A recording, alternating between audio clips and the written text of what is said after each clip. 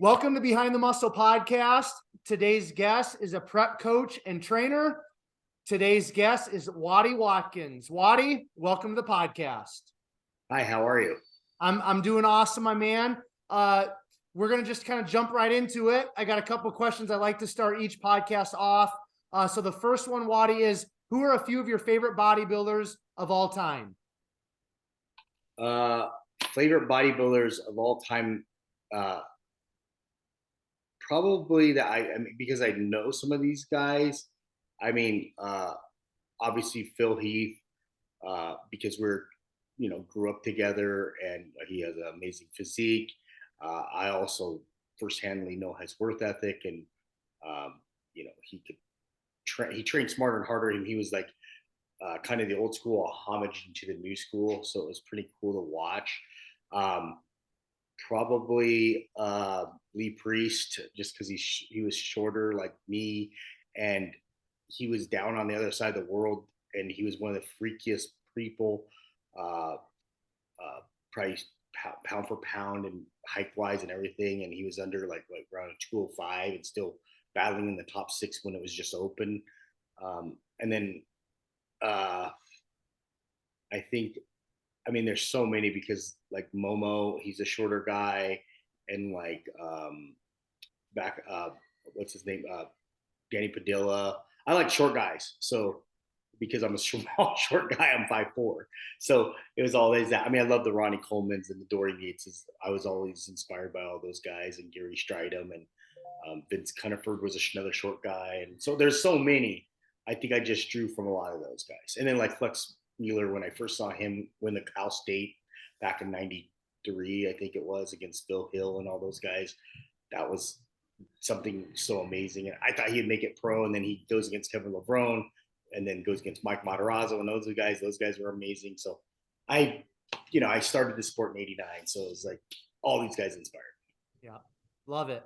Okay, so at what age did you start lifting weights, Watty? And then why did you start lifting weights at that specific age? I started, this is not healthy probably, nor I started at age like 5 or 6, because when I was adopted, I started on a ranch. We were ranching and then city, so we went back and forth, my dad. And my dad lifted weights, and so I got beat up really bad when I was little all the time, so they got me into wrestling. And so I was a fat kid because I was in an orphanage, so I was fat, and this is a lot of information. And I was malnutritious, so this doctor said keep eating and then training. And then my dad started making me lift weights, and I was 4 or 5. I got serious, and I got a coach, or like a partner, when I moved to Denver in junior high, and I permanently to Denver. And this guy Monty Marino and his dad, he was Mr. Colorado in like '67, and Monty was teen Colorado. And so this guy Dylan Armbrust was teen Colorado, who I hung out with his little brother. So I wanted to do that, and so I started training at age 12 and 13 with them, like trying to bench hard and squat hard and all that. I don't know if I answered that question. Yeah, no, that's perfect. Now, I'm curious, how did your dad get into lifting weights? That's interesting, because he wasn't that big of an athlete, and he was on a ranch. I just think it was cool.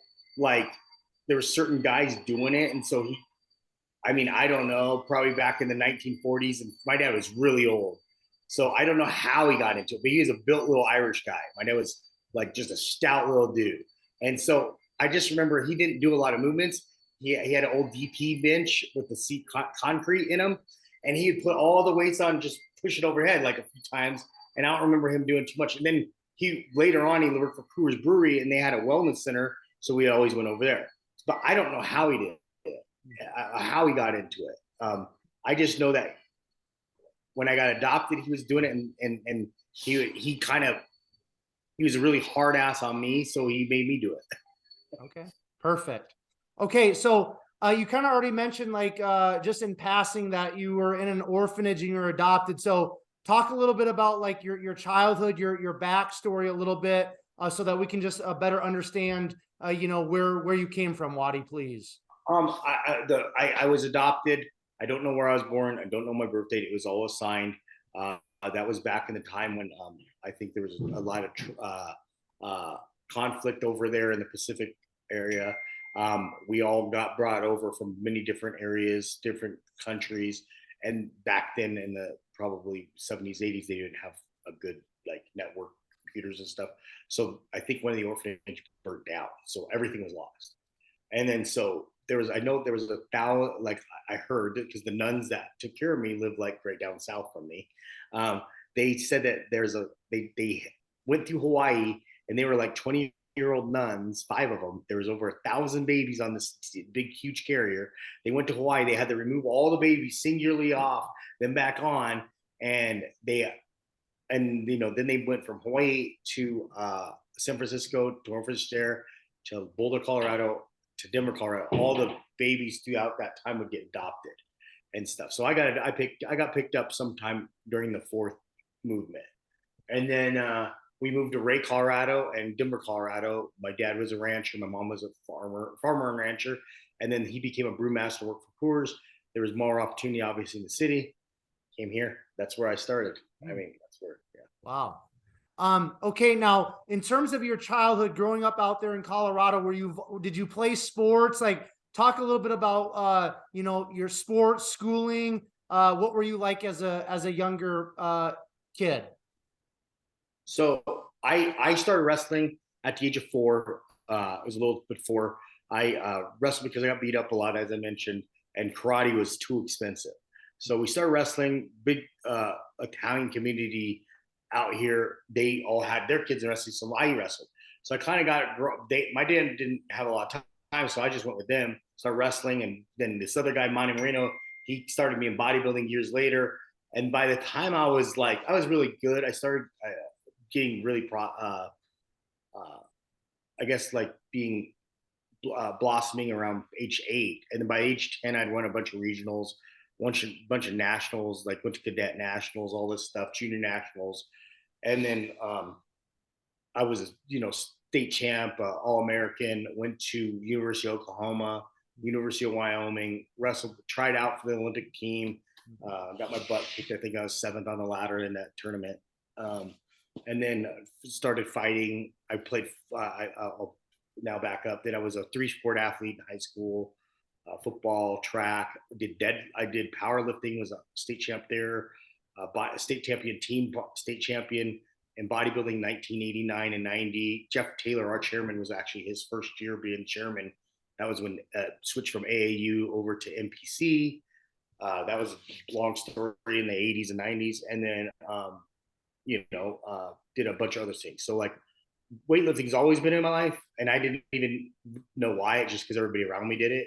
Sports has always been around my life, and I had to excel at it because my dad at a young age said the only way you're going to college is getting a scholarship. So I got a wrestling scholarship to the University of Oklahoma for wrestling, and then transferred later on to the University of Wyoming and finished at Metro. After my 4 years, I ended up not finishing my degree. I finished at Metro State.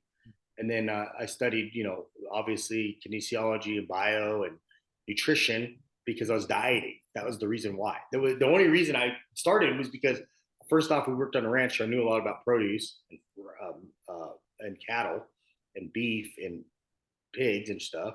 And then I went to college and I was dieting. So they got me a nutritionist when I was 18 because I was cutting from 185, 190 down to 134, 142. So I was throwing up. I'm bulimic, so I adopted that when I was in high school, and then they knew this was a big problem. So then I got with a nutritionist, and that's what started my role.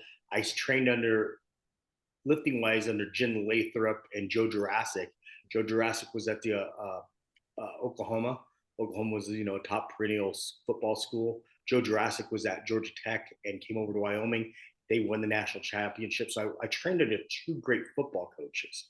And then I had a bodybuilding coach named, besides Monty, but I had this guy, Trent, who bodybuilded in college.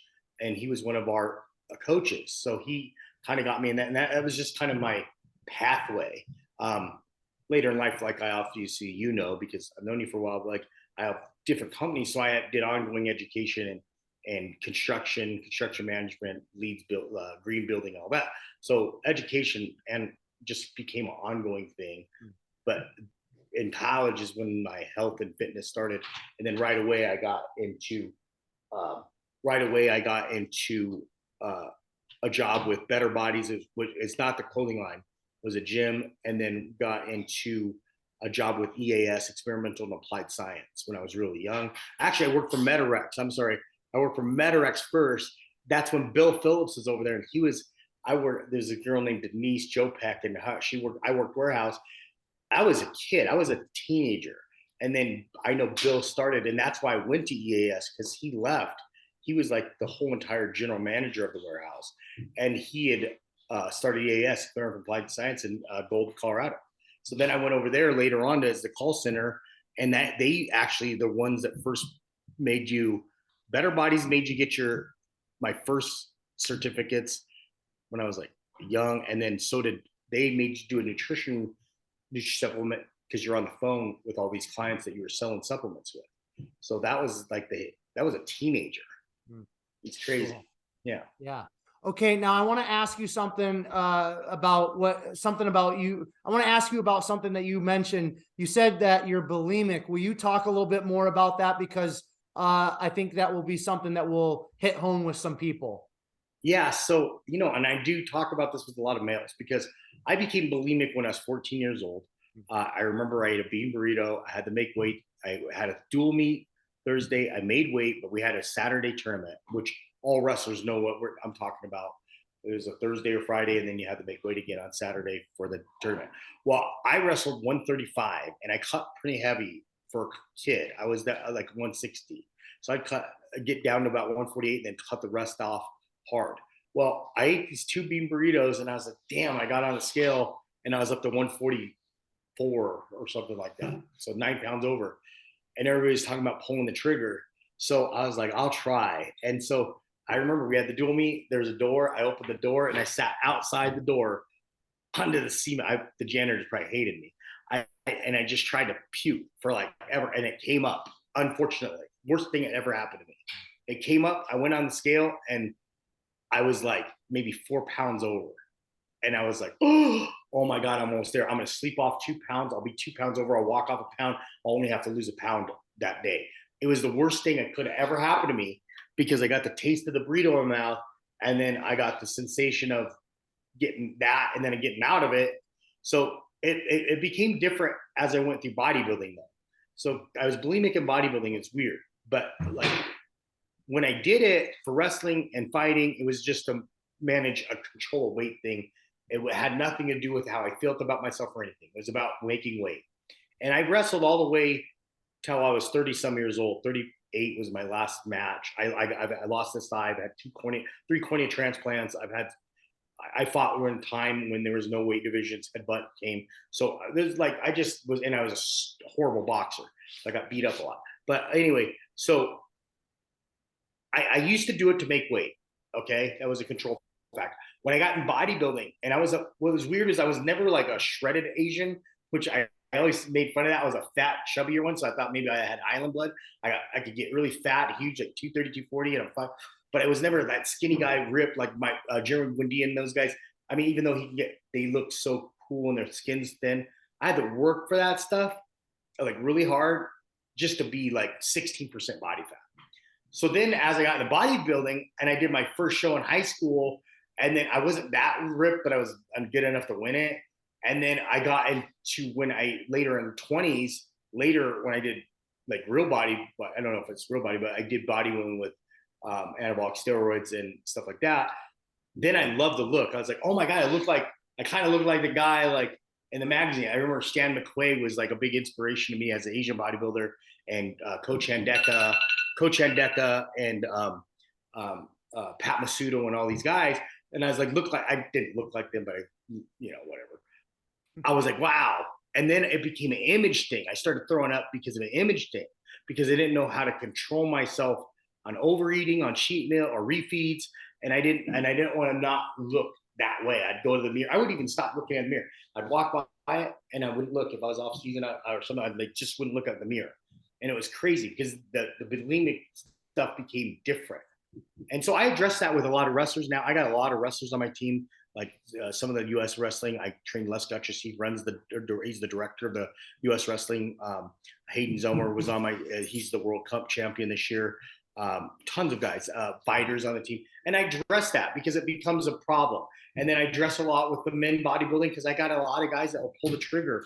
You know, they get down and they start overeating and they pull the trigger, you know. And so that's a thing with portion control, body image, a weight scale. It's something that can affect us all, male or female, and all ages. And it's funny because all of us that do it can tell marks. There's marks on your fingers, or you try to drink a lot of fluids during a meal and stuff. So there's things and then you just got to be honest because it's an embarrassing thing. So I always share my stories about, there's a lot of other things I've messed up in life. And because it helps everybody else identify. And then they share it. They're like, man, I'm not the only guy that's going through it. This guy was all the way up here and he's going through it. He's also a coach. And I still battle it. I'm a fat guy and I'm always dieting and I go travel around. It's the best built people in the world. And I'm the fat guy in the picture. And then I have to like diet a little bit and feel good because I'm old now. And I gotta, you know, so it's funny. It'll always be with me, you know? Yeah. Okay. So I just want to touch on this, just to wrap this up and we'll move on. But in terms of overcoming bulimia, or being bulimic or any other eating disorders, like for yourself and like working with so many people over the years, like what are some things that you found that maybe help, overcome some of this stuff, Watty? Okay. So if you're just new to it and you're not battling, depends on what you're at. If you're new to it and it's a portion thing, I used to tell some of the girls to take a measuring cup with you, and if it can fit in a half a cup, that's all you can eat. Whether it be the bite of burger, the fry, and that. But then sometimes the triggers are what types of food you ate. So with me, if for some reason I could eat a bunch of chicken and rice and never throw it up, right?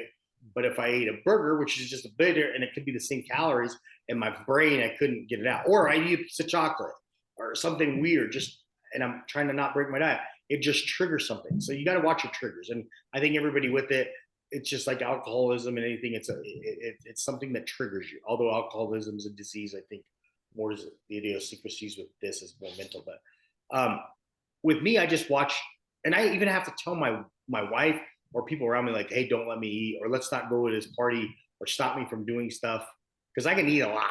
I mean, just a lot. And so you never know when I'm doing it, and I have to be conscious of it. Of like, okay, if I'm going to go out and enjoy some stuff with people, I'm going to have, this many pieces of pizza, this much of the burger, or I have to cut the burger in half, eat now. And even though I want to eat the rest, I have to wait later. It's weird. It's a dumb, weird balancing act and trick I got to do.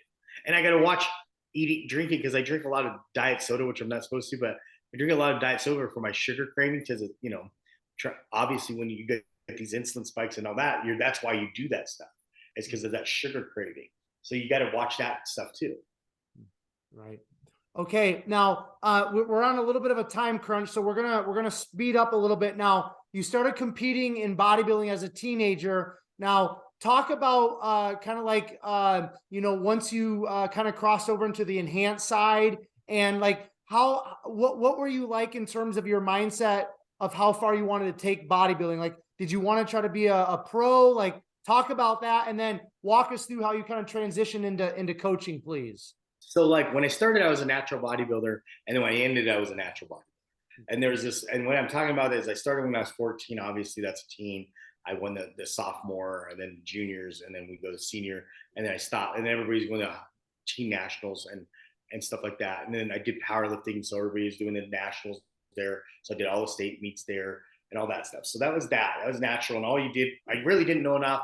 Everybody could talk to you about it. You read the magazines, you got the muscular development, you got the flex, you got all those.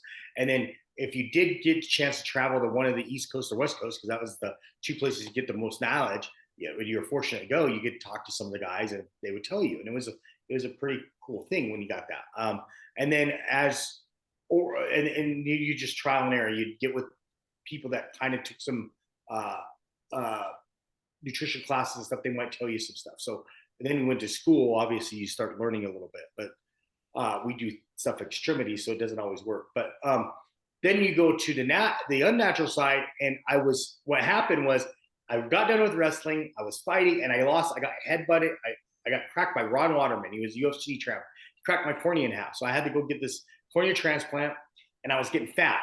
And then I got triple hernia surgery, and I got really fat. I mean, like 41-inch waist, fat as crap. I told my wife, I was crying one day trying to put my pants on. And I was like, I'm so fat, I got to do a show. And then she's like, what do you, I go, and the only way I'm going to do a show is I got to do gear. And so she was an attorney. So she started reading. I started reading more, I went out to California, talked to some of my buddies out there. I had this guy who's passed, Eric Fromm. That was a whole story. So we just kind of went down this Ryan Fasano and all these guys went down this rabbit hole whole year before I started 2 products. And then I did my first 2. And I remember I was 27 years old, and I started, and I was like, I think it's working. And my buddy's like, you're a fucking idiot. Sorry, you're an idiot. And I was like, it was funny. It was just like, the first time was funny just to get me in shape. And then I lost. I took second at the show to this guy, Cellophane Mike. And I remember it killed me because I don't like losing. So the next year I came back, I took a whole year off. Bill put 16 pounds on. This girl, like Heather Politsky, she noticed me, and Dylan saw me again. And so they became my training partners because I switched from who I was training with to them. And Phil, I met Phil that year. Phil, he hadn't bodybuilded yet. Then he did his first show at the Northern. Then he did his second show. So then we all became friends, just kind of working our way up from the local shows and stuff. So did I want to be pro? No, back then, no, because you had to win the overall at the USA's, or you had to win nationals in each one. And I was just like, looked at, like, I think Jose Raymond was like 154, Chris Felito was 150, and these guys were like genetically superior, probably put in a little more time than me. So I was like, I'm gonna have to put in a lot of time because I'm behind. And then I just didn't quite know if I was good, but I love the sport. I love lifting with everybody. So I just did it for 16 years for just doing it, Yeah. Were you wanting to get your IFBB pro card, or did you just kind of enjoy the camaraderie and things like that? That might have been the camaraderie. That might have been more like, say, like if you're a Branch or Jay and they were better, and like earlier when I think Jay, when I remember Dylan went out there, and Jay and those guys and Aaron Madrone and all them were out there, and they were out there. They probably thought about that earlier. When I started back from that hiatus from being a natural teen and then going into unnatural at 27, I thought I was so far behind. There was always like Eric Bowie and all these other dudes that were way ahead. So I had a lot of ground to make up. And bodybuilding is about time and consistency and genetic propensity. And so those things I'm a realist. I thought I could get to a certain point, but I didn't know if I could get there in time. But then like nowadays it's a lot different. Like, there's different divisions, there's different pro cards, there's a lot more opportunity. Back then, trying to be and honestly, to me, and Jose, and I don't know if those guys, I think he was on here, I don't know if they feel the same way, but turning pro at a middleweight or a welter, or there was no welterweight, it was just lightweight. Those two things were, I don't know if you could have been all the way to the open. There was only a few guys that did it. Sean Ray, Lee Priest, and those guys. They were the little guys at 207 to 202 to 212 that actually played. So it wasn't really in my head because I wasn't over like 176 really. Right. Mm-hmm. So talk about getting into coaching, because you have a huge coaching training, team and business. So talk about that evolution, because, that's kind of how I came across you when I lived out in Colorado. Yeah. So like I started coaching way young. I started writing diets for other wrestlers that were overweight when I was young, just kind of doing what I did. And then when I got out of college, obviously I started writing a lot more diets because I'd gone through my stuff, got all these other, besides that, they were biter bodies, and then I got supplement training. So not only the kinesiology and nutrition, they got you in the supplements. And I really was a firm believer in supplements, natural products back then, phosphagen, HP, and all this stuff that they came out with. So I was always like trying to just test that knowledge. And you were writing knowledge, diets, because everybody wanted to do this, what was it called? Body for Life for EAS. So that was a big thing. Everybody wanted to win a Corvette. So that was when I started coaching like that, but not for money. It was just all free. And I remember I used to get making fun of. I was still kind of like competing and fighting and stuff like that, and wrestling, trying to think I was going to be an Olympic wrestler. And then when I lost my eye when I was early, I knew I had to come back over, and I started bodybuilding and taking it serious. And then all the Instagram started, and that was like in 2000. Well, I mean, there was always MySpace, but then Facebook and Instagram. And this team came up. And I was like, oh man, everybody's like, this team's so great. And I was like, what are you talking about? This guy hasn't produced nothing. But it was all, I found out it was all marketing and being known locally. So then this girl, Christina Vargas, and Jasmine Sanchez helped me create Tried and True, which was a biblical term back when I grew up. So I named it after that. And I figured I have to start charging, and I have to make this whole thing business module. And so I did that probably from when I started transversing in the 03s, the 08, there was this thing Performance Ready was all girls. They were huge with the Manions and stuff. So that's when I knew I needed to shift gears, because no one knew who the hell you were. And then there was obviously gurus and like stuff. My girlfriend worked with George Farr and all this stuff. And then we had a bunch of other people, friends of ours, that were choosing coaches. Phil had just started, after he turned pro, started using Hani. So like, and Hani was just beginning when that happened. He had been around a little bit, but then I was like coaching, but I was like, it wasn't a job. You couldn't even train as much. I mean, you couldn't bill like you could. Now you can make huge empires out of this stuff. And back then you couldn't. First off, you didn't have the direct access to all these people. It was like telephone book ads and ads, which are extremely expensive.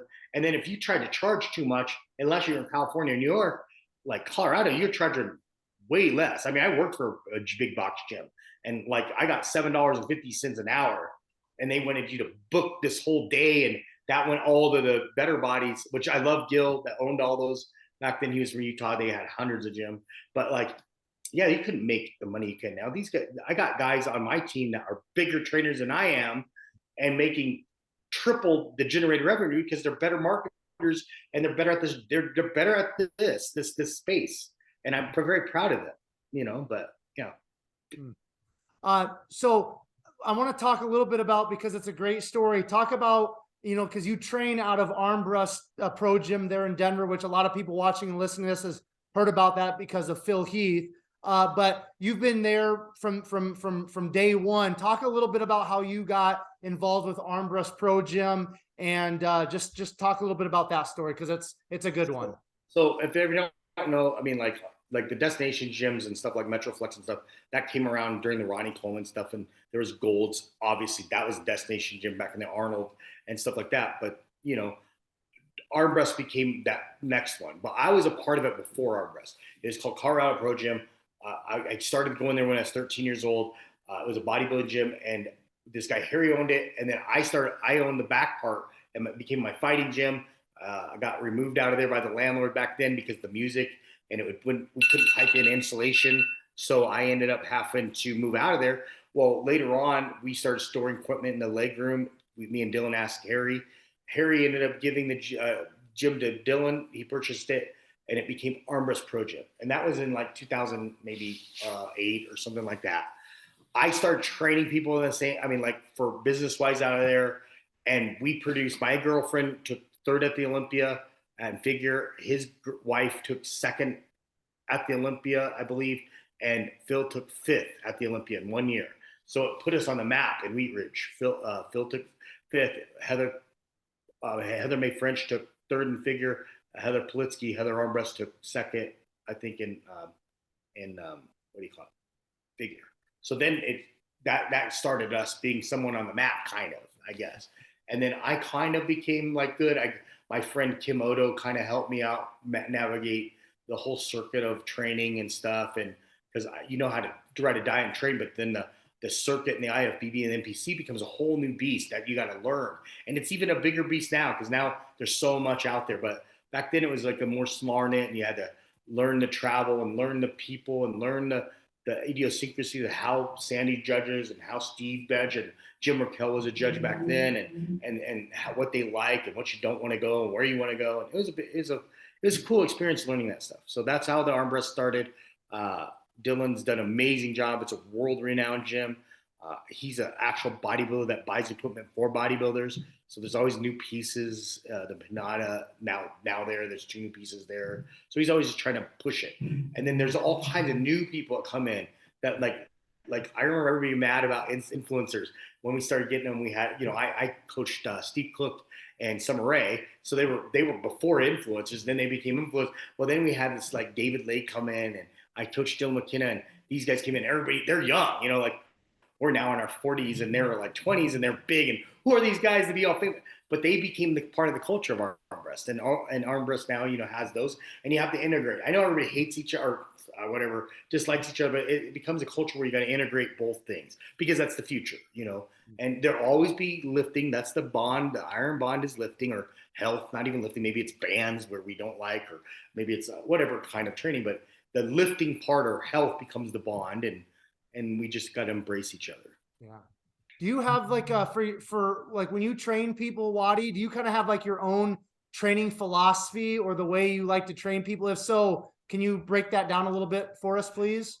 Honestly, I have all kinds because it's the modern era. The modern era is there's no recipe that fits anybody, which is true. Every diet kind of works a little bit on everybody. Every lifting kind of works on everybody. But then there's the niche that fits for each person. If you're trying to sell something big, you're Lane Norton or something, you got to come up with a niche. Like Skip talks about it, skip loading and all that. You have to have the niche, and everybody has that. I kind of morph, and I think that's the one thing that I don't get as big as I don't have a style. So there are things I do. I'll morph with someone. Like I'm training Jeremy Windia, and we're trying to kind of do his stuff. I got to learn his body, and so it'll be a little bit of this and a little bit of that.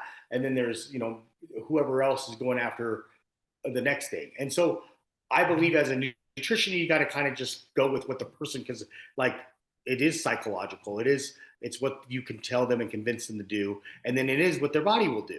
And then so then that you try to match the diet to the person. Now, if you're trying to just slam keto everybody, someone might not like keto, but keto works, and some of the best guys in shape and the best coaches use it. If you're trying to time under tension, or you're trying to do something like have a 1-set overload, all out max, like say Dorian, some people will do that, but some people not like want to train like that. So I think in the modern era, and because I got to generate revenue, I got to be able to change things. So I do believe in muscle confusion. I do like using all those things. I hate writing a lot of different workouts because sometimes I believe with CrossFit and the new subscription thing, they put out so many workouts because they know that the people get bored and they're doing $9.99 subscription. Well, I believe if you do the same thing for a long, consistent time, and then under duration of time or weight, you can still stimulate the CNS and all that, but that's a whole different thing. But yeah, I just think for me, I just kind of morph. I have certain things I want you to do. I then got to convince you psychologically, like you're okay and you can do this. And that might be a few years before I can get someone to do that, what I want. Right. Now, do you kind of said earlier that you have clients of yours that also do coaching. Now, is it just you in terms of tried and true, or do you have coaches underneath you? Talk a little bit about that. For me, right now, I have me. I'm trying to do this thing with other coaches. The reason I haven't is because I'm just not a I don't know. I just haven't had that opportunity. There's coaches around me that's done it, and I'm like watching them do it. And I'm like, how do you do the pay structure? How do you do it? It's kind of complicated, I think. But FBF, what Jeremy started with, Fit Body Fusion, they're huge in it. Team Elite's huge in it. Atlas, all these guys, not Atlas in Canada, the other Atlas. They all have coaches, and I've had a few of those guys trying to actually buy me and then merge me into it, but I don't know how to do it. I'm trying to do it because it's a way to pop off more, generate revenue, and reach more people. But it's been me forever, and it's hard. And I learned from Kim how to kind of do that stuff. Kimoto, he had a large team. Back then, Bombshell came along, and they had multiple coaches. I really didn't see how that worked because theirs ended up being kind of weird. So I just stayed with me singularly coaching, and then that's done well. But then I can't grow as much as I want to grow, and I can't generate although I do well, I can't generate as big as some of these teams do. And then so that I think I answered that, but I mean that's the way I am. It's me. There's a few guys I'm trying to bring on, girls and Spanish speaking and stuff like that. I have a lot of Indian stuff, so that stuff would help me more getting people that can native tongues. Mhm.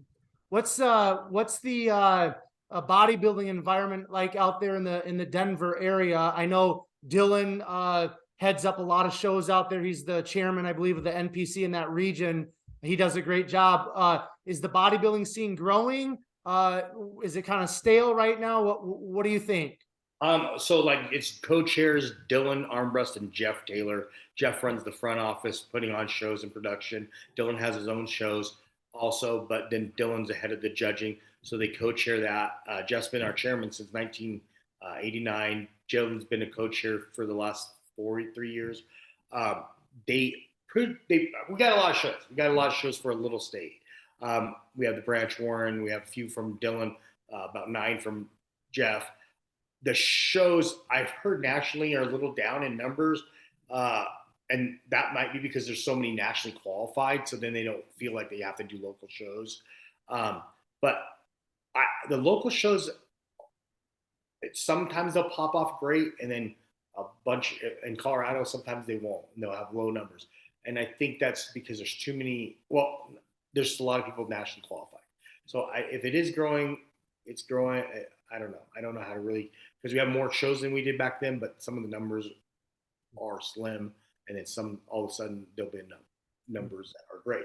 But it could have been a victim of our own success from 2013 to 2018 when the shows would go till 2 in the morning, and then people just got disenchanted. Now you can also go on Instagram and compete against yourself and not have to do a show to validate yourself. So that could have taken away. But it's also, I mean, health and fitness is probably the most popular it's ever been. So.